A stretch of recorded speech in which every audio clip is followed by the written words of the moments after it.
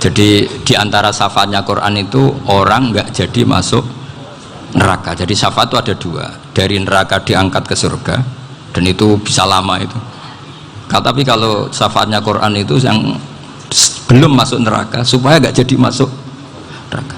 Karena neraka juga punya aturan, dia juga kena aturan fikih. Jadi, betul ini, saya ada guyon. Jadi kena konstitusi apa? Fikih. Sama tak ceritani syafaatnya Quran itu ada orang itu beling itu fasik. Itu dihafal surat Tabarok. Hafal betul. Tabarakalladzi biyadihil mulku wa huwa ala kulli syai'in qadir alladzi khalaqal mauta wal hayata. Pertanyaannya gini, boleh enggak orang menginjek surat Baqarah? Boleh enggak? Enggak. Padahal orang hafal Quran itu artinya ayat itu ada di hatinya. Fa inna wa ta'ala la yu'adzibu qalban wa al-Qur'ana. Allah tidak akan menyiksa hati yang menyimpan Quran, yang jadi flash disknya Quran, yang jadi rekaman Quran. Singkat cerita orang ini hafal.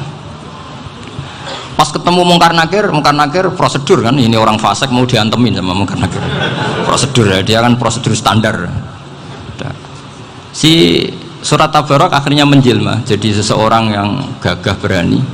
Kamu nggak boleh nyiksa orang ini. Saya ini kalamullah. Kalau kamu nyiksa dia berarti nyiksa saya. Kamu berani sama kalamullah. Wah ya tidak berani jadi Mungkar Nakir. Tapi orang itu nakal, harus saya gebukin. Tapi kata Quran tadi, tapi saya di situ pasti kena saya. Oh debat, nggak ada lajnahnya, ini nggak ikut. Kalau Gus Wirjon ikut jadi lajnah. Kalau jadi lajnah pasti kroninan, kalau santrinya dimenangkan nanti. Wah, akhirnya debat. Ya sudah, kita ketemu Allah. Akhirnya Mungkar Nakir sama Quran tadi surat Tabarok datang sowan sama Allah.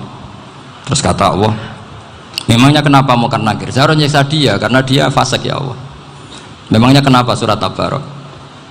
Saya ada di situ. Menurut aturan orang tuh nggak boleh injak Quran. Kalau dia nutuk saya, nutuk Quran, itu harus dikasih tahu fikihnya Mungkar Nakir. Akhirnya Allah ngendikan gini ke surat Tabarok, ya sudah terserah kamu. Kalau terserah pulau Gusti, Mungkar Nakir nggak boleh nyentuh orang ini. Ya sudah selamat. Sehingga terus itu sama baca di termasuk mukjizatnya surat Tabarok di tafsir Ibnu Katsir banyak. Karena tadi logikanya malaikat itu juga kena aturan fikih. Sehingga banyak ulama termasuk Said Muhammad ngendikan pertanyaan Mungkar Nakir itu tidak semua orang kena. Kalau semua orang kena, nanti kalau tanya Nabi Muhammad, waman Nabi Yuga, kacau kan jamnya. Nabi kamu siapa? Saya ini Nabi. Ya kan? Lah nanti kalau pas ketemu Nabi Ibrahim, waman Abuka, jadi repot kan? Makanya ada kiai yang guyon kalau ditanya merebuka, saya ini guru tauhid sembrono. Saya ini ngajar Ummul Barohin, kamu tanya merebuka. Masyhur itu keramatnya Imam Malik itu. Ada Ashabu Malik, rajulun min ashabi Malik, beliau ditanya Mungkar Nakir merebuka menabiuka. Imam Malik datang, ini seumur-umurnya itu ngajar tauhid. Kok kamu bedai enggak sopan kamu. Nah, kita berharap barokah sampean ngaji nanti itu. Malaikat itu anak sungkane gitu. Jadi itu. Dan saya meskipun guyon itu serius. Bedanya orang alim sama ndak itu di situ. Kalau orang alim itu guyon itu masih bener, masih serius. Coba saya bacakan ayatnya. Ala inna auliya Allahi la khaufun alaihim wa lahum yahzanun. Terus lahumul busyra fil hayatid dunya fil akhirah. Artinya kalau Mungkar Nakir dengan penampilan garang gitu, berarti ada ketakutan apa enggak? Ada, padahal ciri utama walinya Allah tidak ada ketakutan. Makanya itu termasuk dalilnya Sayyid Muhammad, tidak semua orang alami seperti itu, karena wali-wali itu la khaufun alaihim wa lahum yahzanun. Wah anak kiai ketemu karena kerja tidur wedek. Iku dreseke ora kok pertanyaan tok, nak konan santri piye? Lho isen wis kiai dihanjuti Mungkar Nakir. Malu gak kira-kira? Mesti pelengahan konan santri piye? Nah jawabannya gampang karena pernah ngajar tauhid. Makanya Sayyidina Ali ini cerita ini ada di kitab Nurul Dholam, sama di kitab Nurul Dholam karangannya Syekh Nawawi Banten. Itu Sayyidina Ali itu ya, andekan orang biasa mungkin ya agak-agak hasut, tapi ini wali gak boleh kamu katakan hasut. Dia itu mangkal sama Umar. Orang kok setiap orang pernah dibentak, apa dia berani bentak Mungkar Nakir? Penasaran dia. Bagaimana perangnya Umar itu berlanjut enggak gitu kira-kira. Akhirnya minta, ya Allah saya minta kasyaf, Ya karena yang minta Sayyidina Ali karena mau wajah dituruti sama kasuf. Dilihat Sayyidina Umar pas meninggal itu. Jadi hasud itu ya kadang penting asal baik. Loh betul, bahasa Kanjeng Nabi kadang la hasada illa fisnaten. Itu Nabi membahasakan ya hasad. Gus Verson aja yang nafsirkan ghobtoh itu kan gaya-gayanan sebagai ulama. Aslinya Nabi ngendikannya itu la hasada illa fisnaten. Ulama yang ganti itu namanya ghobtoh. Wong Nabi sendiri nyebut hasad kok kamu tafsiri ghobtoh. Ya hasad ya hasad. Udah, nggak usah ditawil-tawil, pokoknya gitu. Kalau sama nggak percaya nggak apa-apa. Kok gitu aja kok repot. Karena sama nggak percaya kemungkinannya dua. Satu nggak ngerti. Dua sama-sama alim. Kan dari awal kalau sama-sama alim kan laisali alimin ayuqallida aliman akhor. Kita nggak perlu saling mengikuti. Ngapain hasud? Biasa aja. Akhirnya Sayyidina Ali kasut. Pas Umar bangun, setelah mati kan bangun, setelah meninggal bangun. Munkar Nakir datang dengan perangai yang sangat garang. Itu digambarkan Sayyidina Ali, matanya itu kal kidril ghali, kayak apa, kendil yang apa, menganga. Wah seru. Sayyidina Ali senang, paling takut ini Umar. Senangnya bukan main, wah ini mesti takut Umar. Biasa. Ternyata enggak, Umar malah bangkit. Woi Munkar Nakir, kamu tahu menghadapi siapa? Itu betul ya? Kamu itu menghadapi temannya ahabbal khalqi ilallah. Yang diandalkan temannya bukan dia. Kamu tahu yang kamu hadapi, saya ini teman kekasihnya Allah. Jadi boleh kamu mengandalkan Mbak Firjon. Tapi nanti resikonya Munkar Nakir tanya, itu Firjon siapa? Wah itu masalah kan. Makanya syaratnya wali itu harus ma'rufun fis sama. Di langit sudah populer. Makanya dulu ada orang yang saking seninya Abdul Qadir ditanya apa saja jamnya Abdul Qadir Al-Jilani, itu aman karena beliau populer. Makanya program kita harus populer dulu di langit. Nah, itu nanti kalau dicatut oleh santri-santri nggak apa-apa. Kalau nggak populer nanti dicatat itu siapa? Masalah ini. Umar itu yang dibanggakan itu, kamu tahu saya siapa? Ya enggak tahu, saya ini temannya kekasihnya Allah. Temannya Muhammad, iya Muhammad Rasulullah. Wah mikir, waduh repot. Loh di dunia aja gitu kan, temannya presiden, temannya panglima, apalagi ini temannya Sayyidul Awalin wal Akhirin. Di dunia aja bilang temannya presiden, menteri, orang sudah takut, apalagi ini temannya Sayyidul Awalin. Akhirnya Munkar Nakir terus konfirmasi sama Allah, gimana ya Allah ini ngadepi. Sebetulnya diandalkan itu temannya, bukan dia. Wah, akhirnya sama Allah dibilang, ya bu, ya sama seorang seperti itu bu yang sopan. Terus semenjak itu Munkar Nakir itu nggak selalu berpenampilan seperti itu, sangat. Jadi semoga itu konsisten sampai nanti. Jadi kamu kalau ingin nggak takut Munkar Nakir, jadi wali dulu. Karena syaratnya tadi hanya wali sing la khaufun alaihim wa lahum yahzanun lahumul busyra fil hayatid dunya fil akhirah. Jadi orang itu kalau ngaji itu harus khatam. Jangan semuanya kena pertanyaan. Dan kalau semuanya kena pertanyaan nanti repot. Kalau Nabi Muhammad ditanya waman Nabi juga. Nabimu siapa? Lu kan terus jadi aneh. Jadi makanya ngendikane Sayyid Muhammad semua ulama lah, nggak ada am kecuali ditaksis. Kecuali sifatnya Allah, misalnya bikulli syai'in alim, ya benar-benar bikulli syai'in. Tapi kalau am semuanya pasti ada taksis, meskipun dalam muhawarah muhadasah biasa. Ya, misalnya contoh gampang, istri kamu baru seneng kamu, mas nak pengen popo itu lapor aku, gak popo mas, mesti aku seneng sama lapor. Iku dia pengen wayo, langsung jadi apa wae. Mesti apa wae, maksudnya kecuali itu. Gitu. Padahal kalau ngomong, mas sampean ingin apa saja tak dukung. Terus sampean bilang, pengen gue itu wayo. Kira-kira disetujui apa enggak?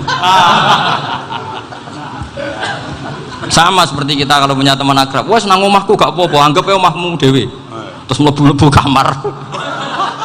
Jadi tidak ada am kecuali di taksis. Artinya kalau ada cerita bahwa orang mati pasti ngalami ditanya Munkar Nakir, itu pasti ada am yang di taksis. Itu pasti gak dialami para ambiya, para ya, karena ciri utama wali itu la khaufun alaihim walahum yahzanun. Kemudian saya yang mau cerita ya supaya sampean bisa menghadapi dunia global ini. Tak bawa tafsir Munir termasuk tadi. Kenapa orang Islam Rasulullah SAW itu lebih senang kalau yang menang itu orang Nasrani Romawi ketimbang yang menang itu orang Faris, dalam hal ini ateis. Karena orang ateis itu lebih ngeri. Sebetulnya beberapa penemuan sains terutama di ilmu medis itu orang Amerika, kayak cloning. Tapi orang Amerika itu masih dilarang oleh gereja untuk mengaplikasi, karena nanti bayi cloning itu dipakai suku cadang. Di Amerika masih ditentang oleh fatwa-fatwa agama baik Islam maupun Kristen. Tapi di Cina itu dipraktekkan karena nggak ada halangan agama. Di Cina itu biasa ada kondom diolah lagi jadi alat-alat aksesoris. Di Amerika tidak ada karena masih ada agama, masih ada larangan. Sehingga orang Islam itu lebih takut kalau yang menang itu Persia, karena terus cara berpikir ternyata Tuhan itu udah ada, langit nggak ada perannya. Jadi ketika yang menang Nasrani masih berpikir itu pertolongan Tuhan, meskipun mungkin cara mengatakan Tuhan beda dengan kita. Tapi ada satu kesamaan bahwa kekuatan samawi itu ada. Jadi disebut ghulibatir rum fi adnal ardi wa hum min ba'di ghalabihim sahlibun. Di sini diterangkan oleh Syekh Nawawi supaya kamu tidak salah paham. Sebetulnya kamu katakan misalnya wah itu paham liberalisme, sebenarnya saya tidak tersiksa. Cuma takut yang mengatakan seperti itu cek goblokir atau ngaji gitu. Itu aja masalah saya. Ini saya baca ini karangannya Syekh Nawawi karena tadi kata Mbah Firjon ngaji itu harus sama orang bersanad. Saya ini kalah sama beliau itu berkali-kali. Secara nasab saya harus manggil Mbah. Secara silsilah ilmu saya juga kalah lagi.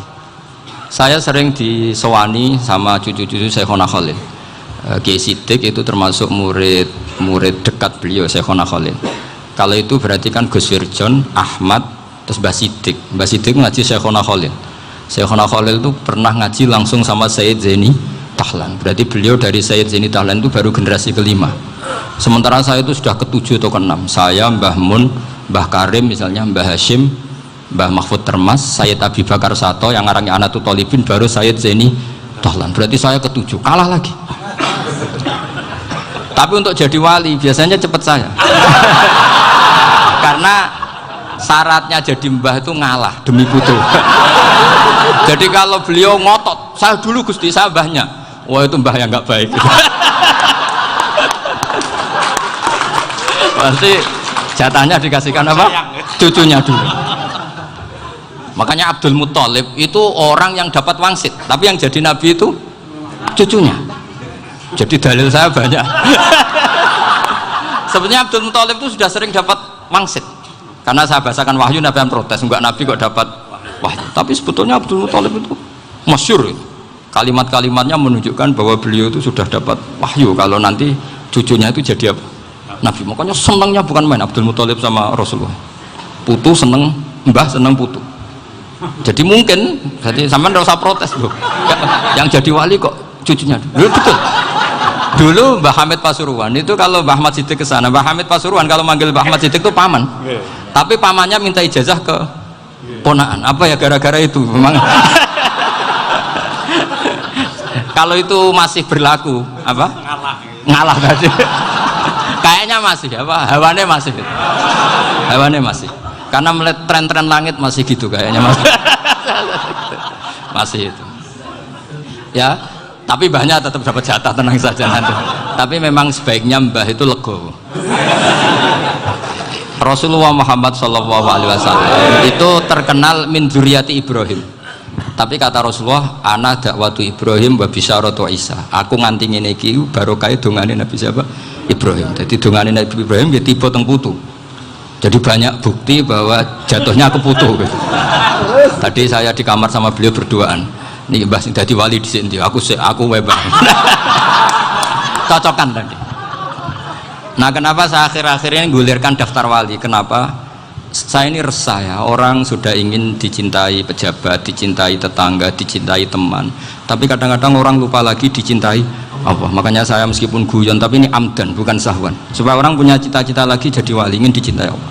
Kita ini terlalu lama ingin dicintai makhluk. Mbok ya naik kelas sedikit lah. ingin dicintai Allah Subhanahu wa Ta'ala. Meskipun saya guyon, tapi tadi guyon saya tuh lebih serius ketimbang serius Anda. Karena tak pikir, saya tuh kalau pergi itu seneng ngebis, bukan karena saya tidak punya mobil, tapi saya sering mau butuh itu supaya nggak diganggu. Karena saya tuh harus punya waktu sendiri. Kalau bis kan ketemu orang nggak kenal, tapi sekarang ya agak susah, banyak yang kenal. Dan susahnya lagi nggak minta ijazah, minta foto. Repot tuh. Mau dibenci itu umatnya Rasulullah Shallallahu Alaihi Wasallam, mau disetujui itu sanatnya mana? Kalau ketemu orang alim minta apa? Foto. Itu nggak ada sanatnya. Nggak tahu saya itu mazhab dari mana itu. Ya mazhab milenial yang jelas itu kan. Ini tak baca ya biar dapat, karena ini kenangan saya sama Mbak Ahmad Siddiq. Saya masih ingat betul beliau ngisi hallnya Mbak Abdullah bin Umar, berarti abahnya Pak Hamid. Karena mbah saya itu Fatimah binti Khalid bin Umar, kalau Mbah Hamid itu Hamid bin Abdullah bin Umar. Itu saya masih ingat betul zaman itu Mbah Hamid tiap hall di Lasem itu rawuh, dan saya derek mbah saya karena masih misanan datang ke Lasem. Itu beliau pas itu ngisi sama Mbah Mun. Mbah Mun masih muda, Ki Ahmad Siddiq sepuh senior.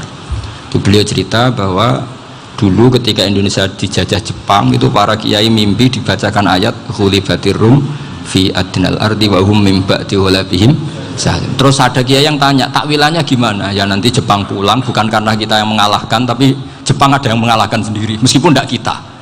Kayak dulu Faris tidak dikalahkan Islam tapi dikalahkan Romawi, tapi yang senang umat Islam. Wa yauma idzi yafrahul mu'min. Itu luar biasa ulama-ulama kita. Delalah kejadiannya Indonesia seperti itu. Yaitu kita tidak mengalahkan Jepang, tapi Jepang pulang sendiri karena dikalahkan apa? Sekutu. Ya ini saya baca. Ini tidak usah dicek bacanya bener apa enggak, sudah aman apa? Aman. Karena kalau saya salah itu ya sengaja. Artinya ya sengaja saja. Ya biasa maksudnya. Saya kemarin ngisi di Pondok Peloso, di Pondok Al Munawir Jogja. Salah itu ada dua, ada salah memang benar-benar salah, itu nggak apa-apa, bisa dimakfu, karena mesti sangke wong goblok salah yang terus itu. Ada salah bawaan ilmu, itu repot tuh dadaninnya. Karena misalnya kita yang biasa belajar qiraah sabah wayah sibuhu, mesti diulang lagi wayah sabuhu. Karena qiraahnya Imam Asim itu hasibah yah sabu bifathis sin. Sementara kita kalau ngaji kitab kulino yah sibu. Sehingga kita yang biasa belajar sabah itu kalau baca kitab itu kayak orang bingung. Kadang-kadang yang ngaji juga bingung, Gus Pak mau di bulan pilih ya tepat-tepatan. Ada yang mengatakan Gus Pak bingung, ada yang mengatakan Gus Pak alim alama, ya tepat-tepatan nasib tadi. Karena memang ya sab'ah memang seperti itu. Misalnya kufuan itu Imam Asim baca kufuan, tapi beliau punya murid namanya Syu'bah, itu kalau baca kuf'an. Makanya kita itu, ini kan khataman Quran ya, jadi saya menyinggung sedikit tentang qiraah sab'ah. Tadi beliau juga sudah tak kasih kitab saya Hifdzuna Liyadal Mushaf. Sama tak ajari latihan sab'ah, memang angel ya. Makanya yang nggak bisa itu wong pinter, sudah tahu angel ya nggak usah diteruskan kan. Orang menghindari barang angel itu pinter apa goblok? Pinter.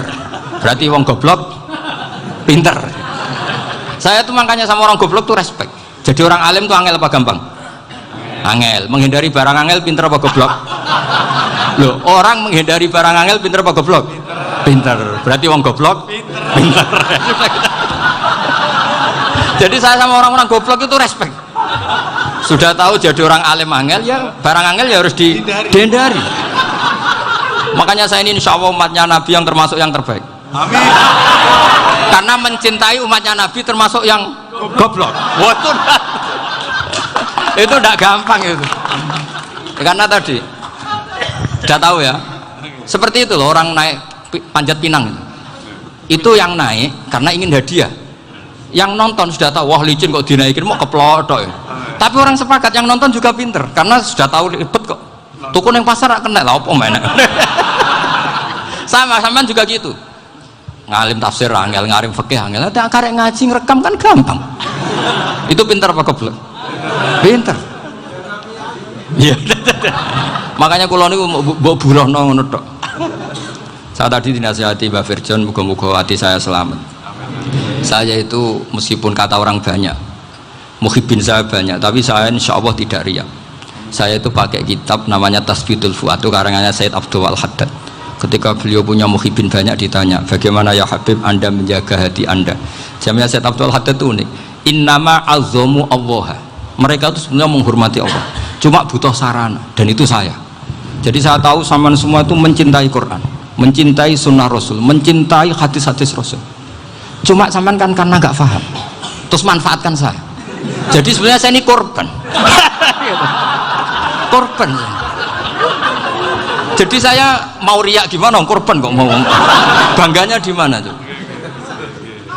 Coba sampean misalnya ngaji tafsir, belajar sendiri kan susah. Terkibnya susah, maknanya susah, bahkan beli kitabnya kadang tidak kuat. Untuk jadi alim tafsir itu kan harus beli kitab. Saya sering belajar kitab itu jutaan.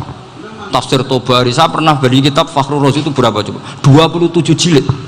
Karangannya Fakhrur, belum karangannya ulama modern, Imam Sa'rawi. Itu berapa jilid? Itu jutaan. Saya kemarin juga dihadiahi kitab Pak Quraish Shihab namanya Faidul Bari fi Syarhil Bukhari. Pak Quraish Shihab yang terkenal. Dia sering diskusi sama saya. Saya ngasih hadiah beliau ngasih hadiah saya. Oh itu harganya nggak kuat. Tidak kuat kadang di Indonesia nggak ada coba. Dan sama orang hebat menghindari kesulitan itu. Nah kesulitan itu, sebab ngaji ikut, kalau nggak paham dirukok rekamannya sudah gitu. Pinter mana sampean sama saya? Pinter sampean kan? Bikin sosis susah, beli aja kok repot kan? Nah, makanya nggak boleh orang bilang, wah aku goblok reso tafsir, aku wong pinter. Makanya nanti kalau saya ketemu Nabi tidak termasuk orang yang mentahkir orang Islam. Kafabil mari isman ayah kira akhahul muslim. Jadi cukup orang itu dosa kalau menyepelekan orang Islam, termasuk darani sampean goblok itu dosa. Caranya nggak darani goblok ya tadi di logika tadi. Alim itu angel, dari angel itu pintar, berarti wong bodoh pintar ya sudah gitu. Tapi tetap bodoh. Tapi ini satu cara untuk saya respect gitu. Coba orang yang ngaji tafsir saya banyak, mungkin ribuan. Itu sebetulnya mencintai Quran. Karena Quran adalah kitab suci yang panduannya umat Islam. Sangat mencintai Quran. Terus kemudian mereka nggak paham. Terus mencari orang yang memahamkan. Burono lah cara Jawane. Terus keren saya itu di mana coba? Lah terus mereka kurang ajarnya gini, kalau paham itu ya alhamdulillah paham. Kowe nak ngaji Gus Bae ngono tok. Tapi nek ora paham, ora nyalano akale. Mari Gus Bae nerangno cepet, mulane gak paham. Ora kok nyalano teke sing lelet. Oh itu kan Masya Allah, naudzubillah. Sebetulnya tingkat kurang ajarnya tinggi sebenarnya. Jadi kalau nggak paham itu kadang nggak nyalahno uteke. Kayak mau misalnya, mau mari mikir aja jelas. Padahal misalnya jelas orang mesti paham, bodoh. Paham? Jadi kata Said Abdul Haddad, innama azzamu Allah. Sebenarnya mereka itu sangat menghormati Allah.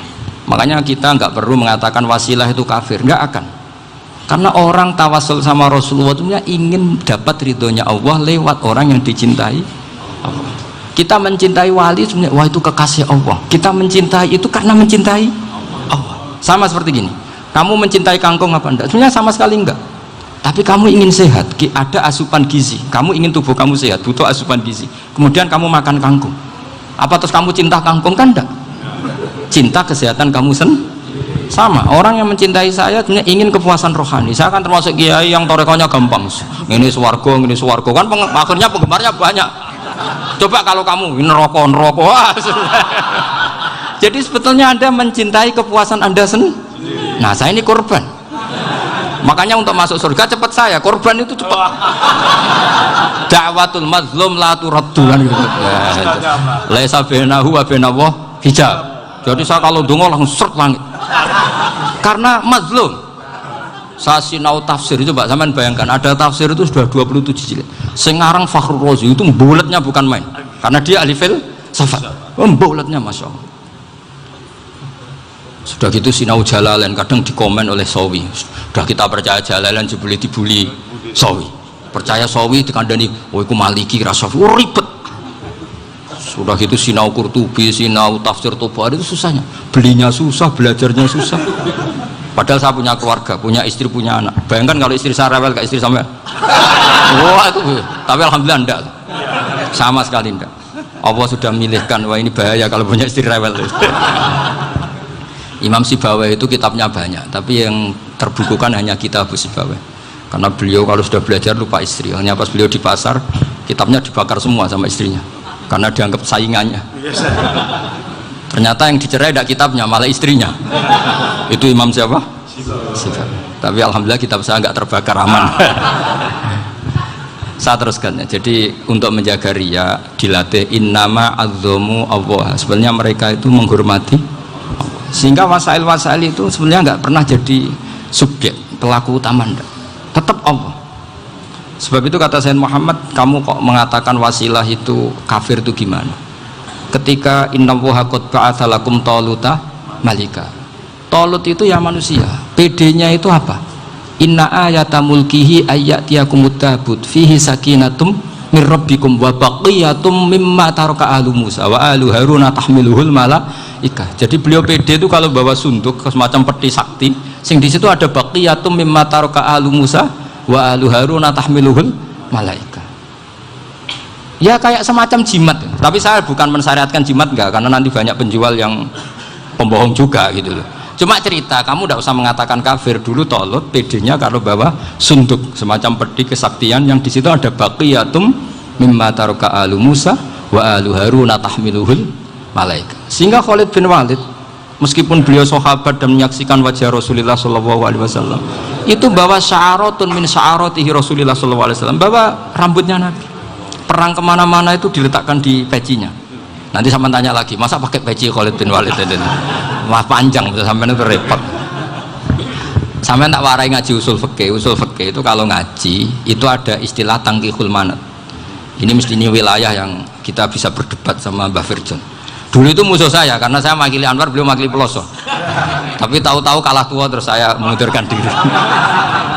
Di fikih itu ada istilah, ada tangkihul manat, ada tahqiqul manat, ada tangkihul manat. Tangkih itu kira-kira gini, lafadz hadis itu dibuang sekian untuk tahu bahwa itu madarul hukmi. Misalnya gini, tak beri contoh paling gampang. Sama harus paham, kalau nggak paham nggak pinter-pinter. Ja'a a'rabiyun ila Rasulillah sallallahu alaihi wasallam. Ya karena ini menghormati Mbah Ahmad Siddiq, saya orang alim, jadi ngaji ini tetap ada suasana alim. Ya harus ada suasana alim. Nggak perlu jadi orang alim tadi, susah. Sudah ngedari susah itu pintar. Sudah itu aja. Jadi orang alim susah, ngedari barang susah pintar. Berarti orang tidak alim pintar. Nah, meskipun tetap sudah kita itu pegangi sampai mati nanti. Loh, jadi orang alim tuh repot. Itu kata Imam Ghazali, kalau orang alim kalau mau masuk surga itu sama Allah nggak boleh. Kif, kamu nggak boleh langsung masuk surga. Coba cari umat kamu, syafaati dulu. Nah, saya takut nyari sampean nggak bisa kembali.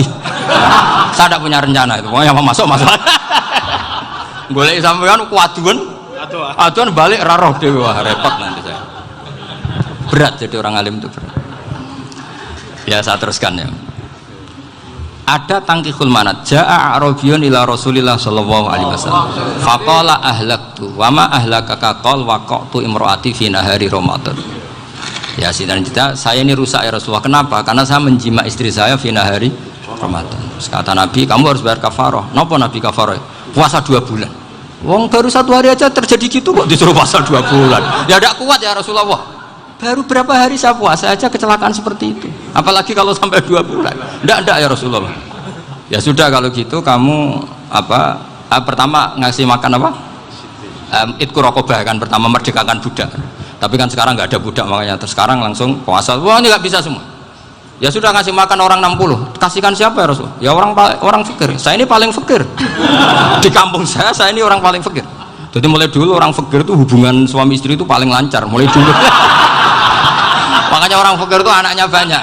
Karena hiburannya hanya itu.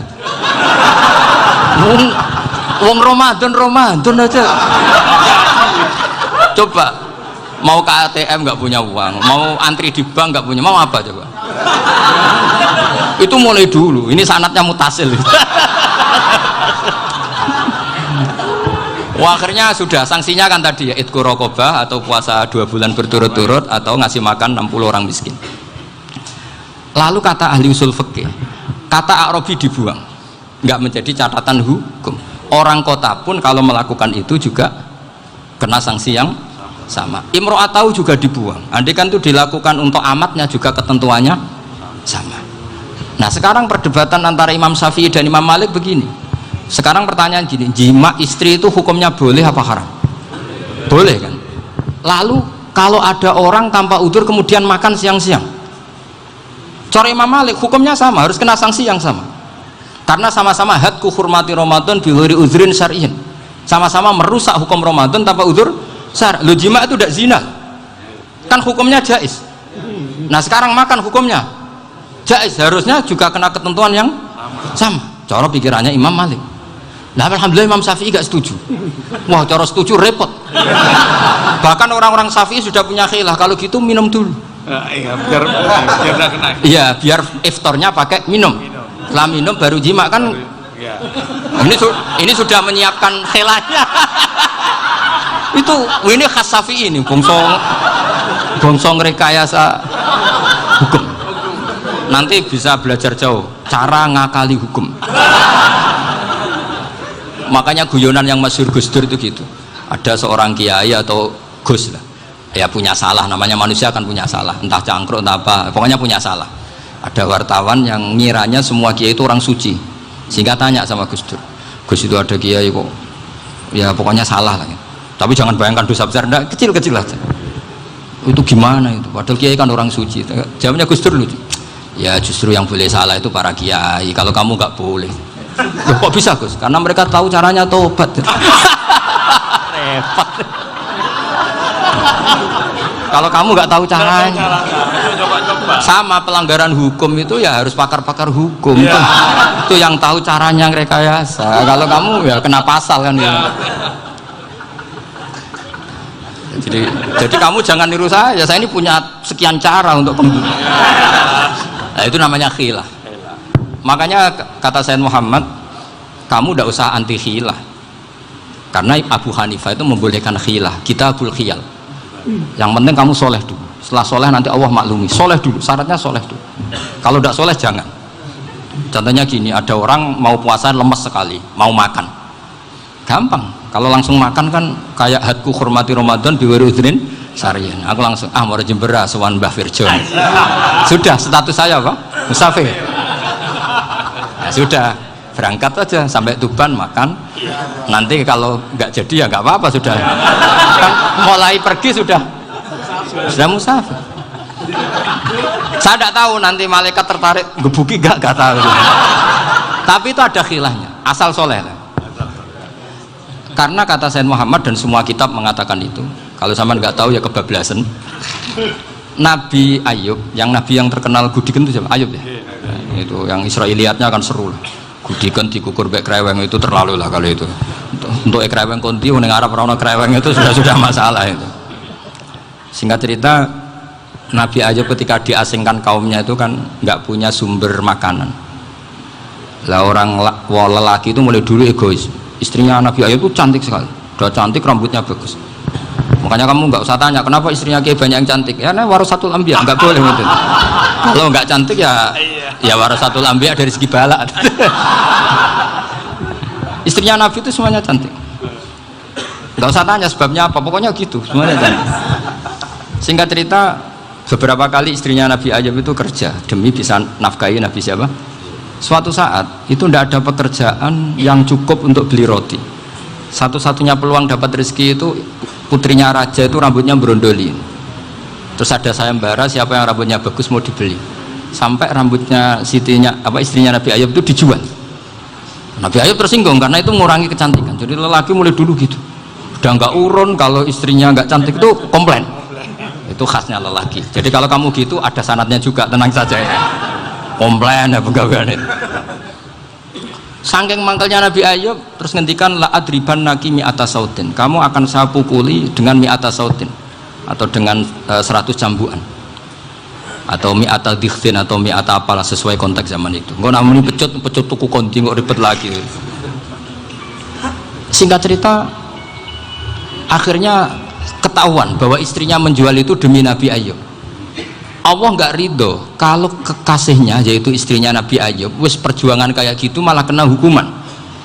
Tapi Allah juga nggak ingin kekasihnya yang bernama Ayub melanggar sumpah. Padahal beliau sudah sumpah, wallahi demi Allah nanti tak pukul dengan 100 kali. 100 kali dengan lidi lah misalnya, contoh yang gampang tuh lidi. Akhirnya sama Allah dikasih satu solusi. Wa khud biyadika dikhtan fadrib bihi wala tahnas. Ya sudah, lidi itu ikat jumlahnya 100. Terus pukul sekali saja. Anggap saja sudah 100. Iku pangeran sing wari ngakali ngono iku pangeran. Tapi syaratnya soleh. Syaratnya soleh. Jadi kalau kamu anti khilaf berarti anti ajarannya Allah di ayat itu. Wa khud biyadika dikhtan fadrib bihi wala tahnas. Itu dulu ada, ini cerita di Ithaf, ini cerita terakhir, ini sudah, sama jangan tambah sudah. Terus pengumuman tadi, yang nggak pernah sepuh ngutang saya itu haram tadi.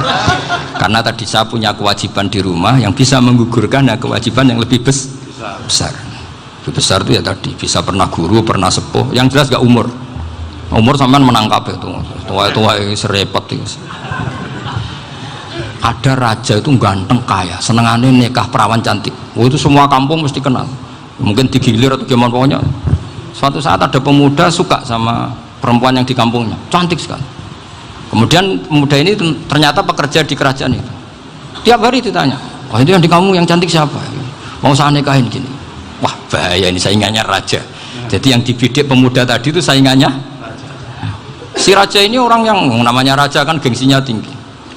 Kaifatang kihuha wa qad ra'aitu qad qabbalaha rajulun. Kobok nikapi, saya tuh pernah melihat dicium lelaki. Wah, gak mau, gak gelem, kadang ditambung lan wakot kobal harojulun. Saya pernah melihat sendiri kobal harojulun, dicium oleh lelaki. Wah, sudah gak minat raja langsung, gak keren.